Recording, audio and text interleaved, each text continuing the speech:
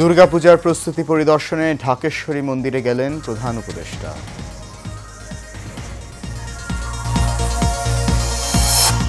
সময়সীমা বেঁধে দিয়ে সংসদীয় আসন ফিরিয়ে দেওয়ার আন্দোলন স্থগিত করা হয়েছে বাগেরহাট ও ফরিদপুরে। এবং বৃষ্টি ও উজানের ঢলে আবারও বেড়েছে তিস্তার পানি, ভাটিতে থাকা বিস্তীর্ণ এলাকা প্লাবিত।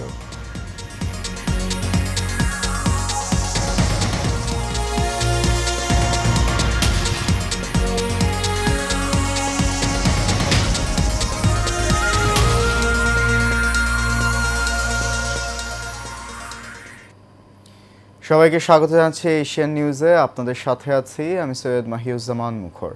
শুনছেন বিআরবি কেবল ইন্ডাস্ট্রিজ লিমিটেড সংবাদ শিরোনাম। যাচ্ছি পুরো খবরে। অন্তর্বর্তী সরকারের প্রধান উপদেষ্টা অধ্যাপক ডক্টর মোহাম্মদ ইউনূস শারদীয় দুর্গোৎসব উপলক্ষে সনাতন ধর্মাবলম্বীদের সঙ্গে শুভেচ্ছা বিনিময় করতে রাজধানীর ঢাকেশ্বরী মন্দির পরিদর্শন করেছেন। সকাল 11টার দিকে তিনি সেখানে উপস্থিত হন। মন্দির পরিদর্শন শেষে প্রধান উপদেষ্টা সনাতন হিন্দু ধর্মাবলম্বীদের সঙ্গে এক শুভেচ্ছা বিনিময় সভায় যোগ দিয়েছেন। এর আগে সোমবার বিকেলে রাষ্ট্রীয় অতিথি ভবন যমুনায় প্রধান উপদেষ্টার সঙ্গে সাক্ষাৎ করেন বিভিন্ন পূজা উদযাপন পরিষদের নেতারা। সেখানে তাদের ধর্মীয় উৎসবে যোগ দেওয়ার জন্য প্রধান উপদেষ্টাকে অনুরোধ জানিয়েছেন বলে জানা গেছে।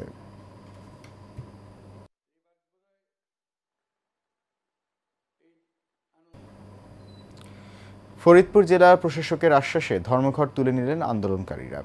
সকালে ভাঙার হামিরদি ইউনিয়নের মনসুরাবাদ বাসস্ট্যান্ড এলাকায় অবরোধের কার্যক্রম শুরু হলেও তা কিছুক্ষণ থেকে আবার যান চলাচল শুরু হয়। সকাল 7টা থেকে ভাঙা উপজেলার পুখুরিয়া বাসস্ট্যান্ড, হামিরদি, মনসুরাবাদ, ভাঙা হাসপাতাল মোড় এলাকায় গাছের গুঁড়ি ফেললেও কিছুক্ষণ পরেই তা তুলে নেয় বিক্ষুব্ধকারীরা। ফলে মুহূর্তে যান চলাচল স্বাভাবিক রয়েছে। সকালে আন্দোলনকারীরা জানান, পূজা এবং জেলা প্রশাসকের আশ্বাসে তারা আর জনদুর্ভোগ করবেন না। আগামী শনিবার পর্যন্ত ধর্মঘট স্থগিত থাকবে।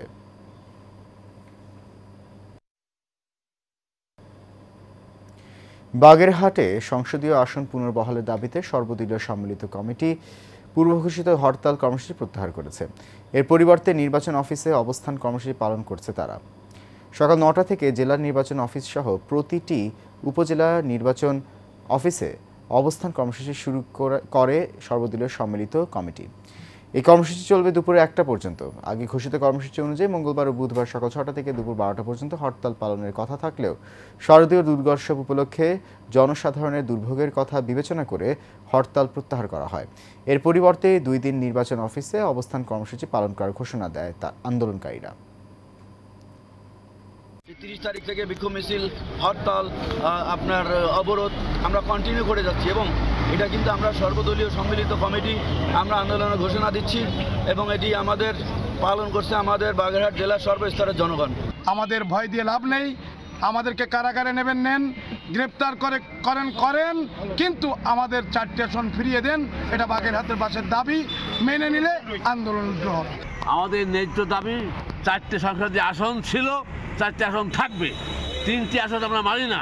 ইসি সাহেব যে সিদ্ধান্ত দিয়েছেন এটা অযৌক্তিক এবং অন্যায়, অর্থাৎ এটা আমরা মানি না। বৃষ্টি ও উজানের ঢলে তিস্তায় পানি আবারও বেড়েছে। এতে তিস্তা ব্যারাজের ভাটিতে থাকা হাতিবান্ধা, কালীগঞ্জ, আদিতমারি ও সদর উপজেলার নদী তীরবর্তী নিম্নাঞ্চল প্লাবিত হয়েছে। তলিয়ে গেছে আমন ধানসহ অন্যান্য ফসলের ক্ষেত। পানি নিয়ন্ত্রণে রাখতে ব্যারাজের 44টি জলকপাট খুলে রেখেছে কর্তৃপক্ষ। পানি উন্নয়ন বোর্ড জানিয়েছে, আগামী 48 ঘন্টা তিস্তার পানি বিপদসীমার কাছাকাছি থাকার আশঙ্কা থাকায় নিম্নাঞ্চলগুলোতে স্বল্পমাত্রার বন্যা পরিস্থিতির সৃষ্টি হতে পারে। উজানের বৃষ্টিপাতের কারণে তিস্তার পানি বাড়ছে। পানি ওঠানামার কারণে কোথাও কোনো ভাঙন দেখা দিলে ব্যবস্থা নেওয়া হবে। পানি বাড়ার খবরে তিস্তার 2 পারের মানুষের মাঝে আবারও বন্যার শঙ্কা দেখা দিয়েছে। রাজধানী ঢাকায় সকাল থেকেই থেমে থেমে বৃষ্টি হচ্ছে। এতে ভোগান্তিতে পড়েছেন অফিসগামী মানুষসহ স্কুল কলেজগামী শিক্ষার্থীরা। এছাড়া নগরীর কিছু এলাকায় সড়কে জলাবদ্ধতাও সৃষ্টি হয়েছে। আবহাওয়া অধিদপ্তর জানিয়েছে, এই সময় 15 কিলোমিটার বেগে বাতাস প্রবাহিত হওয়ার সম্ভাবনা রয়েছে। সকাল 7টা থেকে পরবর্তী 6 ঘন্টার জন্য দেয়া পূর্বাভাসে তথ্য জানানো হয়েছে। আবহাওয়া অফিস আরও জানিয়েছে, ঢাকায় আজ বজ্রসহ বৃষ্টি হতে পারে।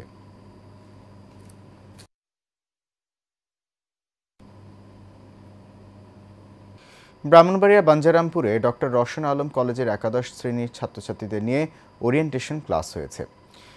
বন্ধু ফাউন্ডেশনের উদ্যোগে নবাগত শিক্ষার্থীদের মাঝে শিক্ষা সামগ্রী বিতরণ করা হয়।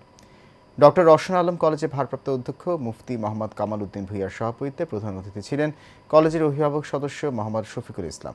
ইসলামের ইতিহাস ও সংস্কৃতি বিভাগের সিনিয়র প্রভাষক মোহাম্মদ মহসিন মোল্লার সঞ্চালনায় বক্তব্য রাখেন পরিসংখ্যান বিভাগের সিনিয়র প্রভাষক মোহাম্মদ শফিকুল ইসলাম সহ অনেকে।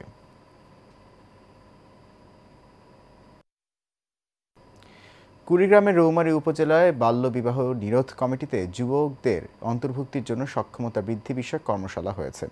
প্ল্যান ইন্টারন্যাশনাল বাংলাদেশের আর্থিক ও কারিগরি সহযোগিতায় RDRS বাংলাদেশের চাইল্ড নট ব্রাইট প্রকল্পের উদ্যোগে এই কর্মশালা হয়। এতে উপস্থিত ছিলেন উপজেলার কৃষি কর্মকর্তা কাইয়ুম চৌধুরী, মহিলা বিষয়ক কর্মকর্তা মাহিম আল মুস্তাকুর, সমাজসেবা অফিসার আবদুল্লাহ আল কাফি, বন্দরের ইউনিয়নের panel chairman Kazim Uddin, child not bright প্রকল্পের টেকনিক্যাল অফিসার আব্দুল মমিন হোসেন সহ অনেকে। টাঙ্গাইলের সখীপুরে ভাবনার প্ল্যাটফর্ম অগ্রগতির পথ চলা এই প্রতিপাদ্যে শিক্ষক, শিক্ষার্থী ও অভিভাবকের মাঝে সম্পর্ক উন্নয়ন বিষয়ক এক কর্মশালা হয়েছে। গুড নেইবার্স বাংলাদেশ CDP এই কর্মসূচির আয়োজন করে। উপজেলার কালিয়ানপাড়ায় গুড নেইবার্স স্কুল মাঠে এই কর্মশালা অনুষ্ঠিত হয়। কর্মশালায় ম্যানেজার মোহাম্মদ সাইফুল ইসলামের সভাপতিত্বে বক্তব্য রাখেন CDS এর চেয়ারপারসন আব্দুর রৌফ, আশা বালিকা উচ্চ বিদ্যালয়ের প্রধান শিক্ষক সাবরিনা মুনমুন, সাংবাদিক কামাল হোসেন সহ অনেকে। আন্তর্জাতিক স্বেচ্ছাসেবী সংস্থা গুড নেইবার্স বাংলাদেশ ঘাটাইল CDPর আয়োজনে অনুষ্ঠিত হল ইউনেস্কো হামদান প্রাইজ প্রজেক্টের অধীনে একটি অনুপ্রেরণামূলক ও সৃজনশীল আইডিয়া ফেয়ার 2025। ফেয়ারে বিজ্ঞান, গণিত এবং ইংরেজি বিষয়ের উপর শিক্ষার্থীরা তাদের উদ্ভাবনী ধারণা তুলে ধরেন স্টল ও প্রেজেন্টেশনের মাধ্যমে। সোমবার উপজেলা পরিষদ অডিটোরিয়ামে উপজেলার বিভিন্ন প্রাথমিক ও মাধ্যমিক বিদ্যালয়ের শিক্ষক শিক্ষার্থীদের অংশগ্রহণে আইডিয়া ফেয়ারের উদ্বোধন করেন ঘাটাইল উপজেলা নির্বাহী officer Mohammad Abu Sayeed. Good neighbours Bangladesh Ghatail CDPর ম্যানেজার শারমিন নাসরিনের সভাপতিত্বে এ সময় বিশেষ অতিথি হিসেবে উপস্থিত ছিলেন উপজেলা মাধ্যমিক শিক্ষা অফিসার মোহাম্মদ শফিকুল ইসলাম।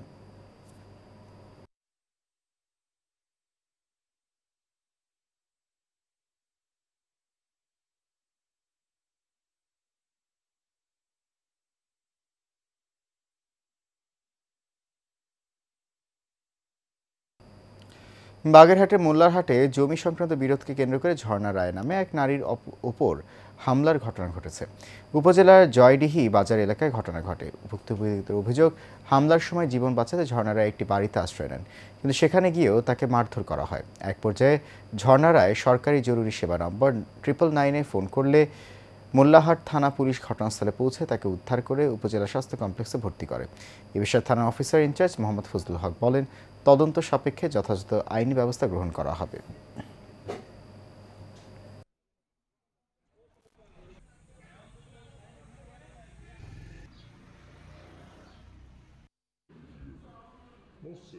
ঢুকতে গেছি বাড়ি, আমি 5-6 জন আমার দৌড়ে এসে পিছন থেকে ধরছে, ধরে আমি পিছন দিকে দৌড় দিয়ে আর এক বাড়িতে পালাইছি। আর এক বাড়ি থেকে 3-4 জন, 3জন মানুষ ঠেকাইছিল, 6-7 জন মানুষ ঠেকাই পারে না। আমার হাত ধরে পিঠে পুটি কিলেছি। পরে 999-এ ফোন দিছি, তারা আমার এসে সরকারের পুলিশ যাইয়ে আমার উদ্ধার করছে। সংবাদ পেয়ে আমরা পুলিশ পাঠিয়ে দিই ঘটনাস্থলে। পুলিশ তাকে উদ্ধার করে থানায় নিয়ে আসে। উদ্ধার করার পর সে এসে থানায় এসে অভিযোগ দায়ের করে। অভিযোগের বিষয়টি তদন্তাধীন রয়েছে। আমরা তদন্তপূর্বক আইনগত ব্যবস্থা গ্রহণ করব। এবার চট্টগ্রাম সংবাদ। কক্সবাজারে অনুষ্ঠিত হলো DCL এর ডিলার সম্মেলন। ইনানী এলাকায় একটি হোটেলে এর আয়োজন করা হয়। এতে অংশ নেয় দেশের বিভিন্ন জেলার শতাধিক ডিলার। পরে সেরা বিক্রেতাদের পুরস্কৃত করা হয়। প্রধান অতিথির বক্তব্য রাখেন ডায়মন্ড সিমেন্টের উপব্যবস্থাপনা পরিচালক লায়ন মোহাম্মদ হাকিম আলী, নির্বাহী পরিচালক আবদুল্লাহ ইফতেখার চিশতি, পরিচালক আবদুল্লাহ আল ফরহাদ, ABM কামাল উদ্দিন, GM আব্দুর রহিম সহ অনেকে।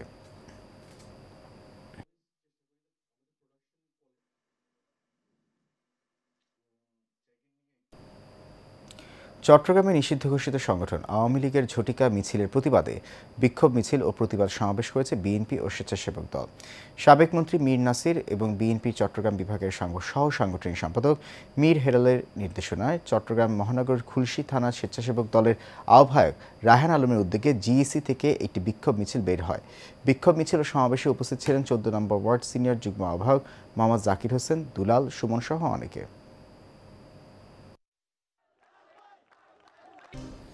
জানাবো খেলার খবর। এশিয়া কাপে আজ বাঁচা মরার ম্যাচে আফগানিস্তানের মুখোমুখি হবে বাংলাদেশ। বাংলাদেশ সময় রাত 8:30 মাঠে নামবে দুই দল। বাংলাদেশের জন্য ম্যাচটি এশিয়া কাপে টিকে থাকার।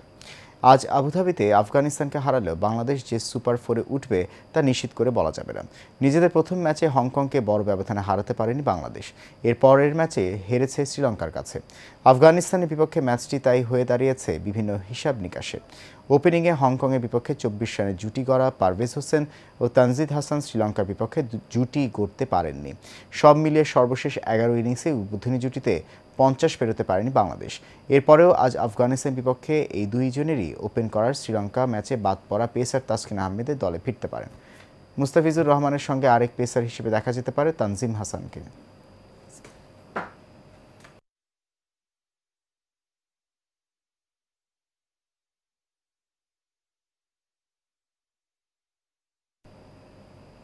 শেষ খবর এশিয়ান নিউজ। তার আগে বিআরবি কেবল ইন্ডাস্ট্রিজ লিমিটেড সংবাদ শিরোনামগুলো জানিয়ে দিচ্ছে আরও একবার।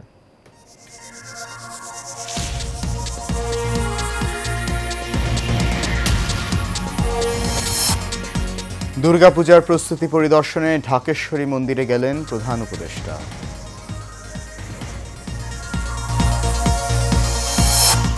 সময়সীমা বেঁধে দিয়ে সংসদীয় আসন ফিরিয়ে দেওয়ার আন্দোলন স্থগিত করা হয়েছে বাগেরহাট ও ফরিদপুরে। এবং বৃষ্টি ও উজানের ঢলে আবারও বেড়েছে তিস্তার পানি, ভাটিতে থাকা বিস্তীর্ণ এলাকা প্লাবিত।